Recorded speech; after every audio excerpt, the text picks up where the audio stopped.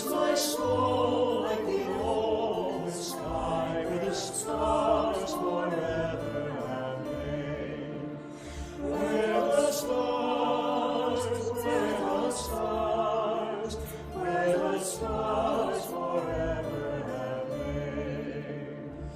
My hands hold the weavings of time without end, my sight as deep as the sea, beating my heart as the measures of all of love's eternity. That of love,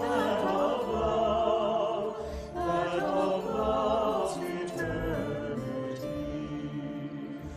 I feel the tides as they answer the moon, rushing on a far distant sand, bringing my song is the wind of my breast, and my love was over the land.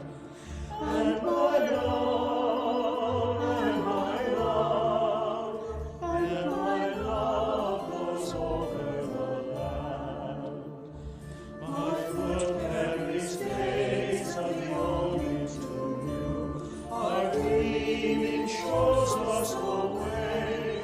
Wondrous our faith settles deep in the earth, rising green to bring a new day.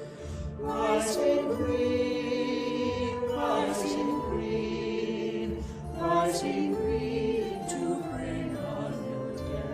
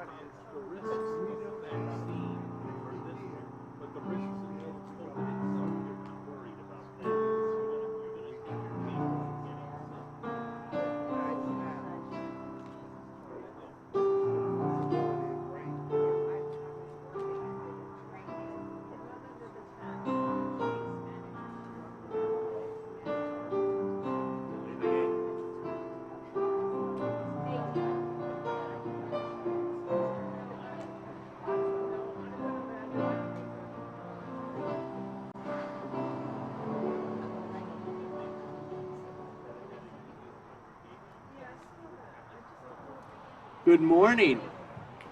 I'm the Reverend Tony Lorenzen, the minister here at the Unitarian Universalist Church in Meriden and at the Mattituck Unitarian Universalist Society, and want to welcome all of you here this morning outside on our front lawn and also watching us live on the internet.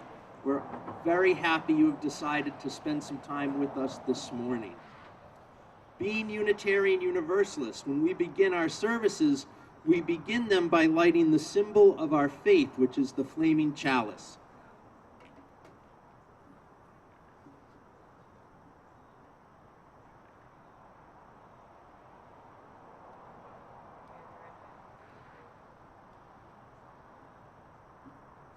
May this flame give us warmth and light to find ways to use our words compassionately and kindly, instead of in ways that may hurt others. We're going to begin singing this morning with a hymn number 118, When Our Heart is in a Holy Place. 1008, my bad.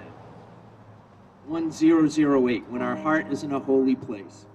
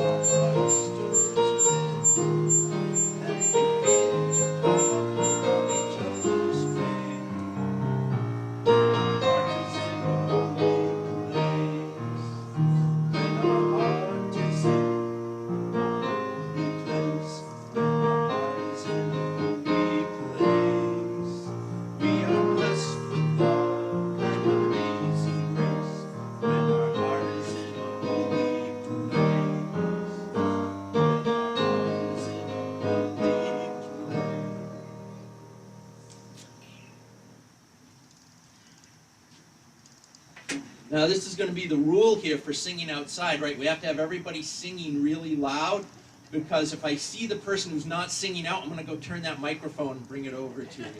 Just kidding, just kidding.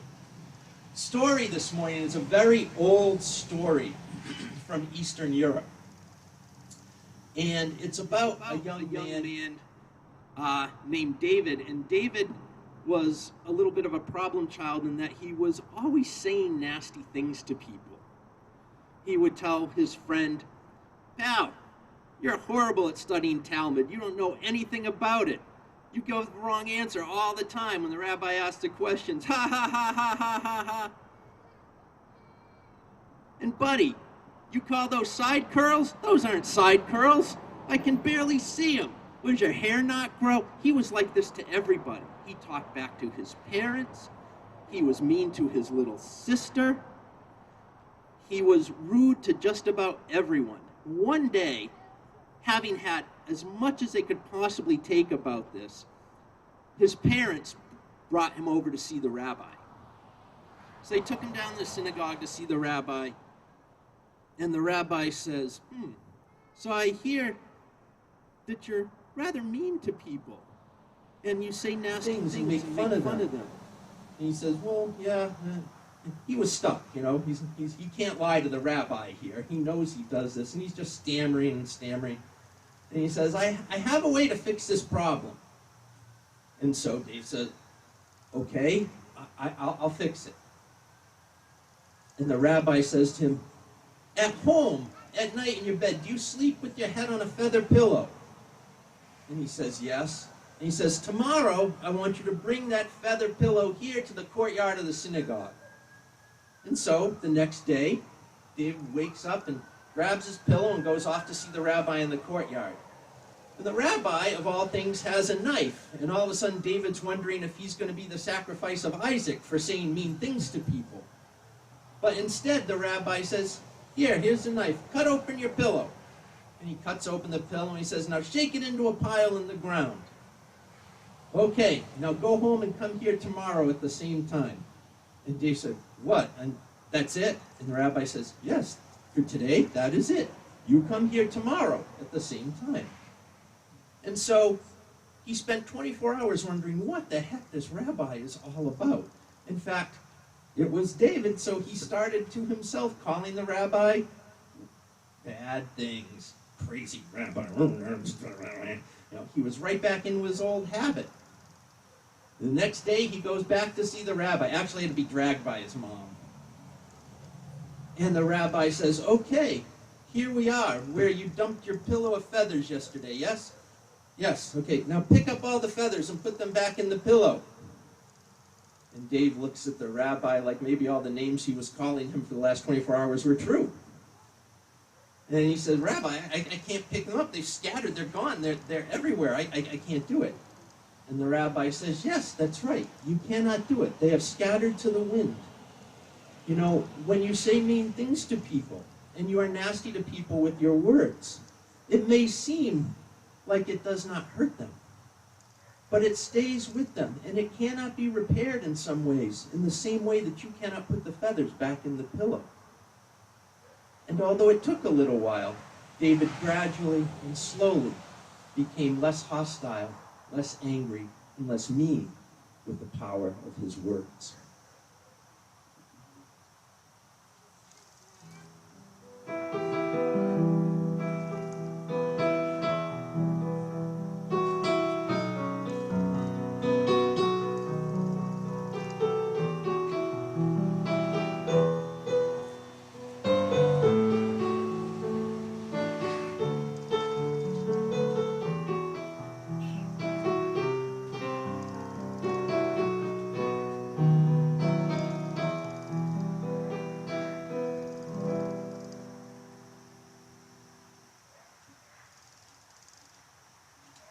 Rolling Stones drummer Charlie Watts passed away this week. He was 80 years old. Keith Richards still 1,019, but Charlie Watts was 80. Especially the Mick Taylor years between when Brian Jones died and when Ron Wood came in the middle 70s. Fantastic. love that period of the Rolling Stones. And Charlie Watts is essential, like many drummers, to a group's sound. Very unassuming personal presence and very unassuming presence in a combo as the drummer. I will argue with anybody till I run out of breath that Charlie Watts had the best sounding snare drum, whether live or recorded, in the history of music. I think everyone should try and emulate that on their drum kit. That's how much I like that snare drum sound. He did not sit behind a mountain of drums. He did not have 47 cymbals hanging over his head. He played a minuscule drum kit, usually only 4 or 5 pieces. He didn't do drum solos. There was no 15-minute break in the middle of the concert where Charlie was the only one playing. He did not do this. Charlie played what the song required. If Buddy Rich and Neil Peart were Jimi Hendrix and Eddie Van Halen, Charlie Watts was B.B. King. He didn't play the most notes or the flashiest notes. He played the right notes, the notes the song required, the sounds the song required. He knew what to say with the drum part in service to the song, to the composition as a whole. He also knew, very important for a musician, when to be quiet, when to play no notes at all. Music is said to be a language, and the greatest musicians know what to say and when to say it. And perhaps most importantly, the greatest musicians of all know when not to say anything. Language is perhaps our most used tool as human beings. Being able to read, write, understand, and speak multiple languages is a prized skill, just as a human being and also in many professions. Language is a central form of human expression. The art of words and meaning give us poetry and song lyrics and novels and reporting and commentary and folk tales. Language can be used to lift us up. It can also be used to discriminate and intimidate. It can be used to include, and it can be used to exclude. Language can hurt, and it can heal. Language can humanize us and dehumanize us. Language can free us and oppress us. We have a great responsibility, as Dave learned from the rabbi, to use our language in ways that help and not hurt. Remember the old English nursery rhyme, sticks and stones may break my bones, but words will never hurt me? It's a lie. It's a lesson the rabbi taught David. It's what the story was about. Don't use harmful language to hurt others. Picking up the feathers a day after you've emptied the pillow. It's impossible. The feathers have scattered. This is like the harm we do to each other with our words. Even after apologizing and making amends, sometimes that hurt lingers for a long time, and it can't be put back together easily. It reminds me of the exercise to teach bullying, where you crumple up the piece of paper and you tell somebody to flatten it out and make it flat again. And you can, but you still see the lines and where it was crumpled. And it's really hard to make that completely go away once it's done. The dehumanizing effects of name-calling and verbal bullying are fairly evident. We don't use racial or ethnic slurs. We don't use names meant to shame or demean. I used to teach high school students by telling them, once you've given someone a negative label, you've made them unhuman. And when you're not human, you're not like me and you, you're less human, unhuman. It becomes easier to treat you badly. It becomes easier to hurt you. It becomes easier to kill you, because you're not a human being. You're a negatively used female body part. You're a sexual slur. You're even a jerk. And you're no longer human. And when someone's a jerk, you can treat them however you want. They're not human like you. Once we make others less than human or unhuman, we tend to make ourselves less human. It is much harder to hurt and kill others who you recognize as being just like you, when you recognize common humanity. Dehumanizing language expands exponentially when we see the characteristics that make us different as not different, but bad. How dare you call that white person a racist? This holds true for sexist language. We use words about sexuality to say and mean negative things about people, dehumanizing, demeaning our sexuality as well as another person. It becomes a harmful and hurtful spiral. The movement to be more aware of hurtful language called political correctness kind of grew up with me. You know, I remember this in the 70s and especially in the 80s when I was going to school. Just kind of, in my mind, coming into popular, more widespread knowledge, this term being politically correct, trying to use your language a little more effectively and compassionately. And then and still, arguments against political correctness are thinly veiled defenses of a bigoted attitude towards any given subject or person. When I criticize someone for using hurtful language and their response is to tell me to not be so sensitive, what they're really saying is, please don't point out to me that my attitudes are crude, hurtful, and ignorant. I grew up and went to college in a white, working-class mill town in central Massachusetts. I did my best to understand what political correctness was and practice better language.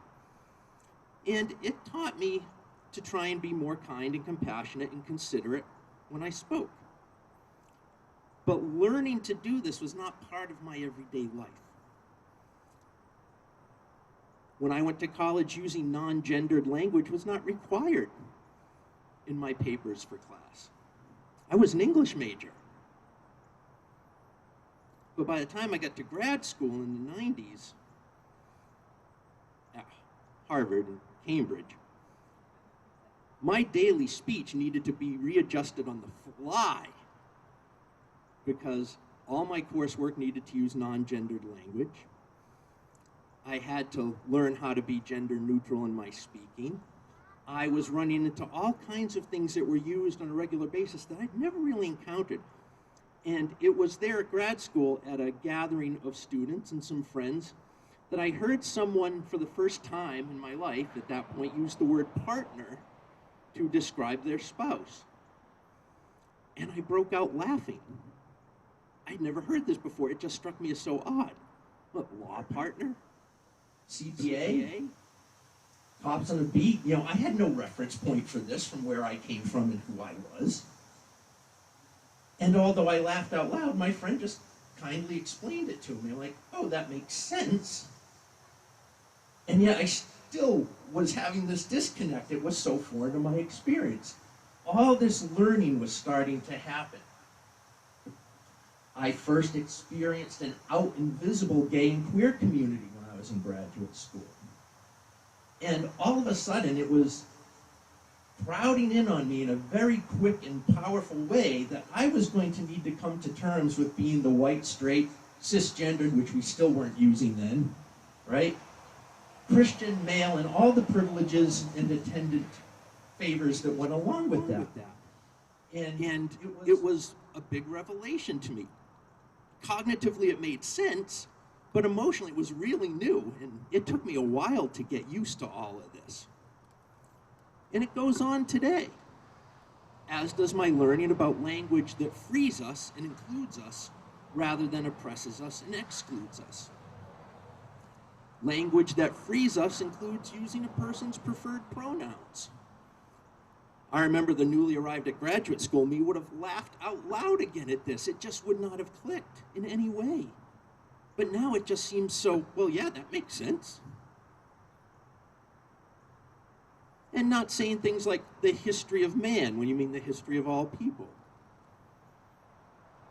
like avoiding racial and ethnic and homophobic and sexist and religious slurs that seem to me to be not only just things, but a self-evident way to be kind and compassionate.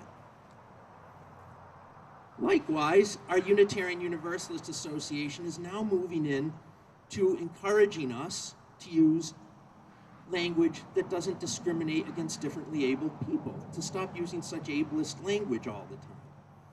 So today, when we end the service, we're going to sing not standing on the side of love, but answering the call of love. Say that in your head right now. Answering the call of love, right? We have to answer the call of love. Because standing in one of our hymns is really directed at people who have the ability to do so, and we leave other people out if we don't notice that somehow. The composer, Jason Shelton, encourages people to make this change.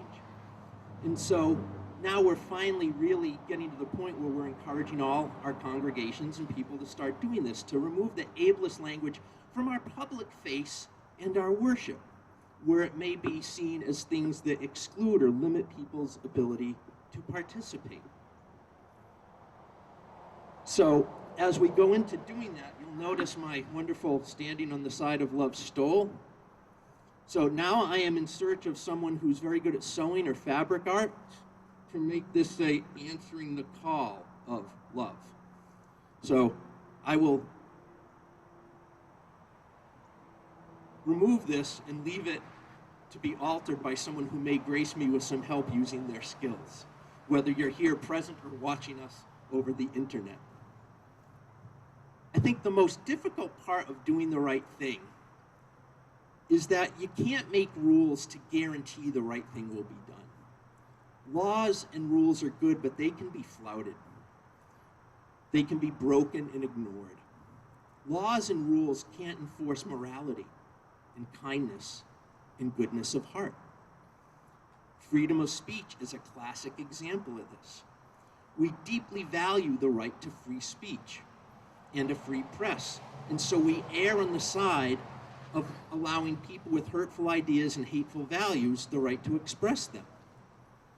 But because we have the right to do something doesn't mean we should. It was like my grandmother told me when I was a kid at the dinner table, just because you can fit that much pasta in your mouth, Tony, doesn't mean you should. That was me as a kid, yes. You know, we will never be able to demand compassionate language or mandate not using words. And we also don't want to fall into that. When you limit language, you limit ideas and concepts. This was one of the points George Orwell was trying to make with 1984 in Newspeak. The totalitarian state of Oceania used this language called Newspeak, which was a bastardized version of English. And in the appendix, if you read 1984, there's an appendix where he explains the 3 types of vocabulary in Newspeak. Vocabulary A is words from daily life that are still used, but anything other than plain sense meanings are no longer recognized. B words are deliberately manufactured for the purpose of political ideology and jargon, such as good think. You spoke well of Big Brother. That's good think. You must be a good thinker. And if you didn't say something nice about brother, you were doing very double bad think. C vocabulary is just scientific and specialized technical vocabulary. Newspeak is the way Big Brother controls thought. If you have only the words double ungood for something bad, soon there will be no concept of bad. If you have no word for freedom, soon there will be no word for freedom. If you have no word for kindness, there will soon be no idea of kindness. So when the Unitarian Universalist Association asks us to excise the ableist language, it doesn't mean no one should ever use the metaphor to stand, or I see what you mean, or I hear you, for that would be the language purity of Big Brother. So as Reverend Teresa Soto says in a UU World magazine article on ableist language, if a congregation wants to sing a song with embodied metaphors, guide my feet, one more step, do you hear what I hear? She says, just use some context. Hey, we're going to sing a song about feet now. Just remember, walking's not our only spiritual embodied expression. We have all kinds. That takes seconds, and it makes more space and is more welcoming. That's so easy, isn't it? Right? With language, as with many things, we want to avoid adopting purity culture, where there's only one acceptable, allowable way to talk. Because this kind of purity culture leads to fundamentalism. Only one way to speak, only one way to be Christian or Jewish or Muslim, only one way to be patriotic or American. Years ago in the comic strip Bloom County, one of the characters, Binkley, got into themes of nonviolence and vegetarianism and not wanting to harm any living creature. And this storyline goes on for a number of days in the strips. And finally, they reach a point, him and his friends and the gang of characters, that they don't even think they should be walking on the ground because they might kill insects without noticing it. And after a number of strips, again, it ends on a Sunday strip where all the characters are keeping themselves from walking on the ground by suspending themselves from this big tree with ropes and hooks. And the narrator's box summarizes their adventures and ends with the words, "The gang is finally, totally, completely coexisting with all life on the planet." And at the edge of the strip, Binkley is smacking his forehead and saying, "Wait, we're breathing and massacring millions of germs." Even were purity a good thing, which it's not, it's almost impossible to achieve. So one of the things we need to do when we try to be more just, kind, and compassionate is not seek purity, but approach that task itself with compassion and forgiveness, and realizing that it's hard to do anything perfectly. Adopting more inclusive, compassionate language isn't an evil plot to restrict freedom of thought or expression, nor does it seek to impose a purity vocabulary.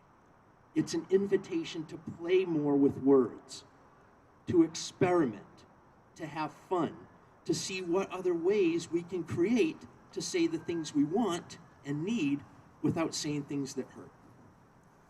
You know, playing with words, I think, is something that comes naturally to us as humans, and we see that in all the art that uses words.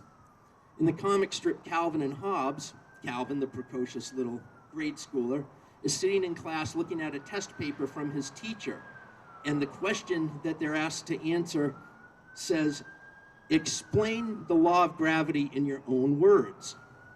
And so Calvin writes, "Yakafub ma grug pubawump zink watum gazark chumblespuzz." And at the end of the strip he says, "I love loopholes."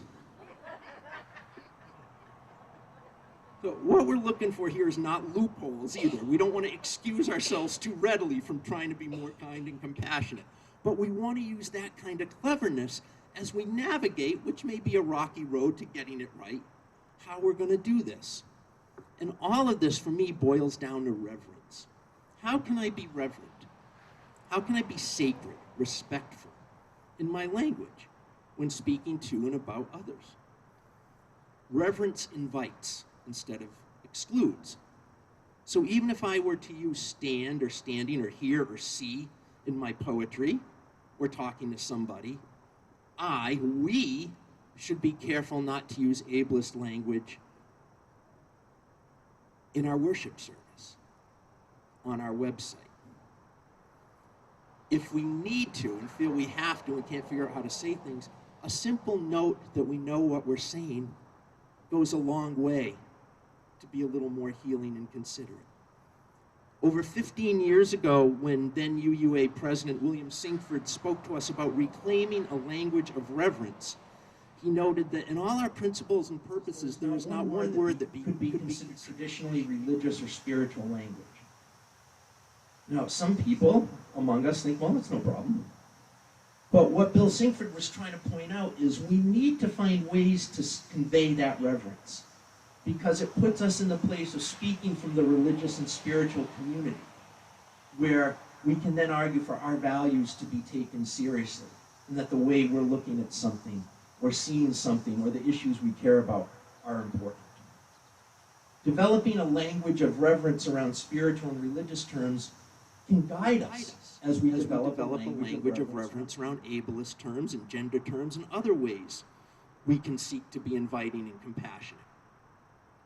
Developing and using a language of reverence religiously did not mean we were going to force all Unitarian Universalists to use the word God or church or spirit, but rather those words can't themselves be forbidden in a tradition that accepts Christianity and Judaism, as well as humanism and Buddhism and Hinduism and Islam and paganism, as sources of religious and spiritual inspiration and wisdom. So two things help us reach the language of reverence: consideration and compassion in the listener, and consideration and compassion in the speaker. As a speaker, especially during services or official programming or on our marketing materials, we should not use just one singular religious terminology to the exclusion of others. And on the part of the listener, a responsibility to do your own translating when words and images are not your preferred religious language. If in our own personal speaking and reflection outside of our formal services and programming, as individuals we might prefer to use religious language or Buddhist language or pagan language, that's great. Dealing with pronouns and ableism and other areas of language will require us, both as speakers and as listeners, to be considerate and compassionate, and that includes to be forgiving as we develop our way into this reverence.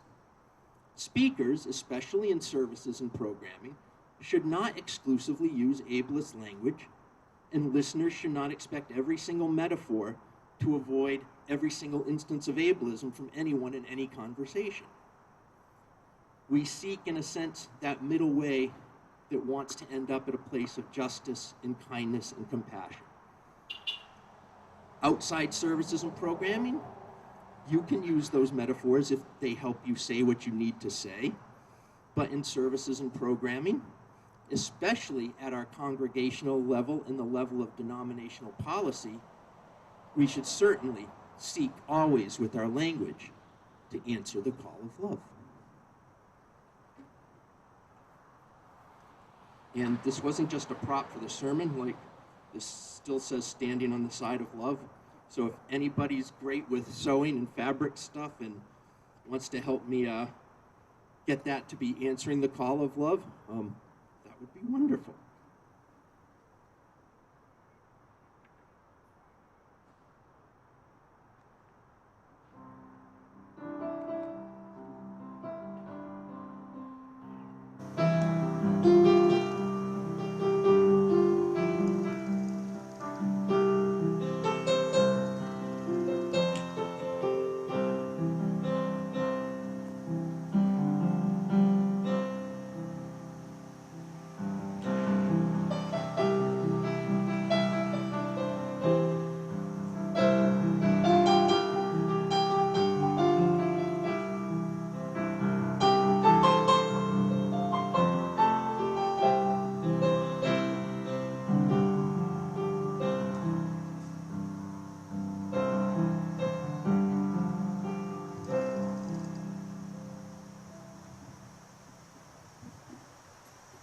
In the spirit of life, may we pay attention to that place in our heart and mind that chooses words carefully, so that our words may heal and not hurt, help and not harm, inspire and not degrade, welcome and not exclude. May our words play and move and sign and be creative and imaginative as we continually navigate our way to ways of expression and understanding, so that language frees us all and presses no one. May our words reflect the goodness in our hearts that always answers the call of love. We celebrated and remembered the life of Barbara Klein here yesterday, and we give our continuing love and support and comfort to Paul, Richard, and Rhiannon and their entire family. As fires and floods and hurricanes continue to devastate communities in our country and around the world, remind us of our commitment to answer the call of love in defense of our planet, in support of those communities and lives devastated by the continuing exacerbated extremes of climate change. May all those in our community who are ill and struggling with discomfort and dis-ease, both visible and invisible, feel in their heart a connection to our community, and may that give them strength, courage, and comfort. All this we lift up in aspiration in the light of our chalice in the name of love. It's our tradition to light candles and or share our joys and concerns. So we don't have the candles out today, but I do invite you, that mic just needs to be turned on if you want to now share any joys or concerns in your heart, to come on up to the mic and do so, or if you need help and want the mic brought to you, just let me know and I'll bring it over.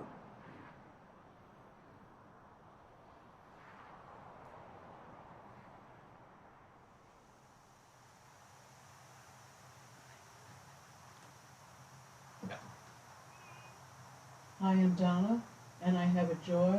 My nephew Philip is engaged to be married. Woo! Yay.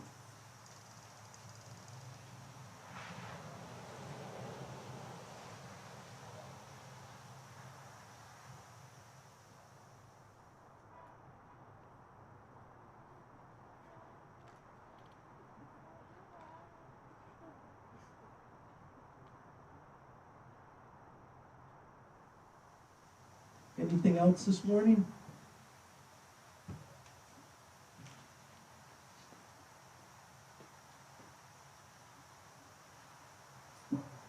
I'm Jeff. I just put the internet feed on automatic for a moment. I just wanted to remember today, the 29th of August, my dad would have been 104 years old. Oh, my.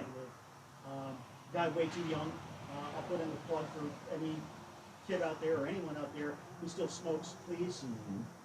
One of the final things that he said to me in conversation was that he regretted every cigarette he ever smoked. But remembering my dad today, like I said today, he would have been 104 years old.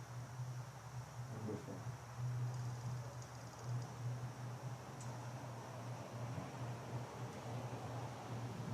We do want to hold in our hearts Denise Padane, the president of Moose, who's been sick. COVID test came back negative, so she's still figuring out what's going on, but our love and support go out to her.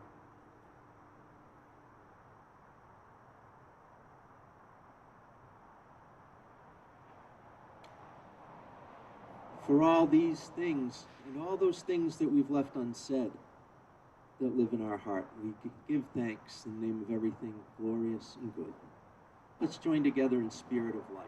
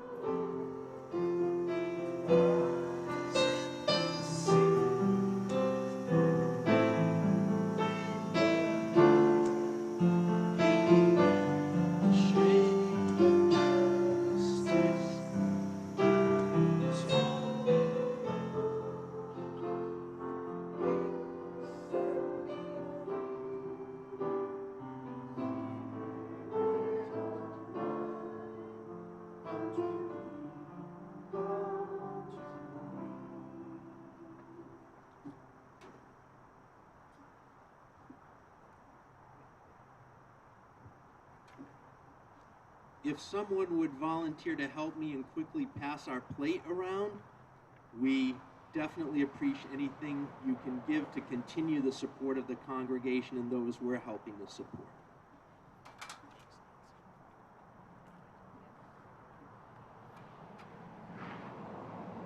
So while that's going around, just a couple of brief announcements we shared earlier. If you do go into the building, please be aware of wearing a mask.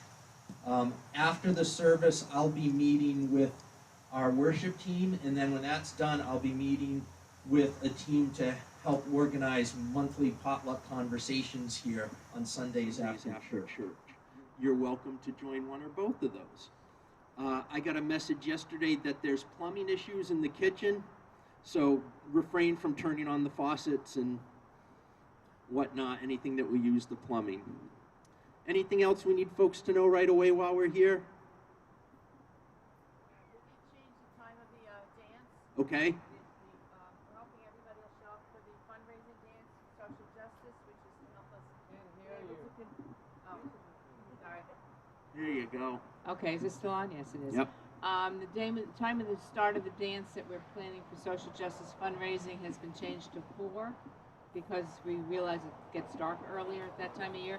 September 18th. It's a fundraiser for Social Justice Council, so we can continue our work helping some of the undocumented, our neighbors who are undocumented and can't access any of the help that's being provided, and other social justice work. So Chris Donovan and his band, the Dens, will be here playing. We'll dance or sit and sing or listen, whatever you guys want to do, but it'll be fun. Thank you. I was busy doing other things, so I don't know if you talked about the small group ministry. No. If people want to know about that. Yes. So I have a small group that meets online on the third Thursdays at 11 a.m. There's other groups here, and I think they're starting back up again. But I'm not sure what the details are about that. Does anyone else know if they've decided to start that Saturday group back up again? All right, well, we will get information out about that so that we will let people know. Our last hymn today will be found in the Blue Book as number 1014, and it's called Standing on the Side of Love. But what are you going to sing? It sounds like only one person understood that from my whole sermon. Dang. But what are you going to sing? Well, God, you sound like the kid in the rabbi story. What are we going to say from now on? Woohoo! Now there's my people.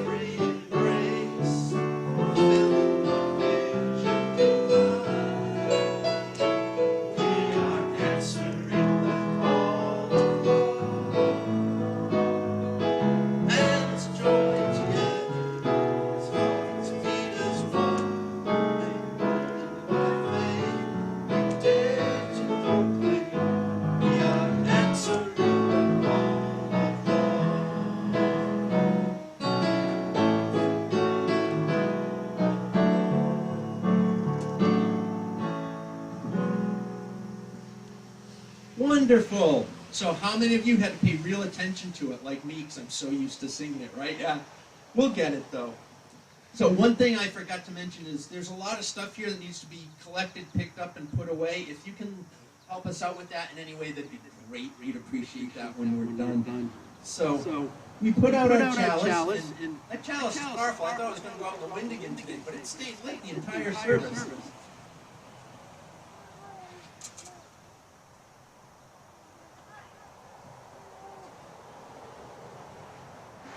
So the chalice flame is out here, but it lives in all of us.